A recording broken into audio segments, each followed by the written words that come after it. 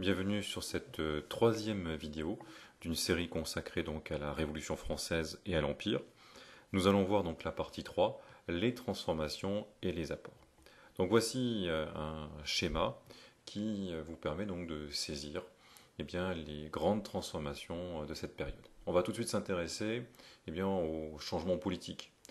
En effet, les Français vont faire la conquête de la souveraineté, du vote, de l'égalité des droits, et aussi de la liberté. Puis c'est aussi la période où se met en place une nouvelle culture politique. C'est le développement des clubs, de la presse, qui permettent la libre expression de ses opinions. C'est aussi dans le domaine administratif la création des communes, des départements. C'est la centralisation de l'administration qui nomme à la tête de chaque département un représentant de l'État, le préfet. Dans le domaine économique, c'est la suppression des douanes et des corporations, qui étaient des entraves à l'activité économique. C'est l'unification des poids et mesures, la création du franc, qui facilite cette activité économique. Et puis, c'est l'affirmation de la libre concurrence et de la liberté d'entreprendre.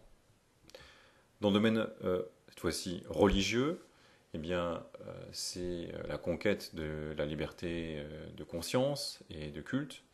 C'est aussi pour rétablir une certaine paix religieuse la signature du Concordat avec le pape en 1801, qui permet au clergé d'être payé par l'État et les évêques nommés par le pouvoir politique.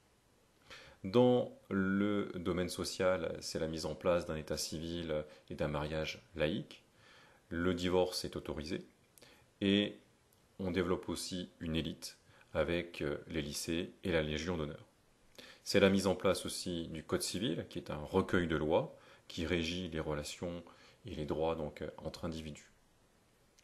Enfin, dans le domaine militaire, c'est la naissance du citoyen soldat, avec les levées en masse lorsque la patrie était dite en danger. Et puis c'est l'instauration de la conscription, du service obligatoire, avec la loi Jourdan. Donc, pour conclure, on peut dire que les transformations issues de cette période sont à la base de notre société actuelle. Merci pour votre attention. Je vous attends dans les vidéos suivantes pour la suite de cette série.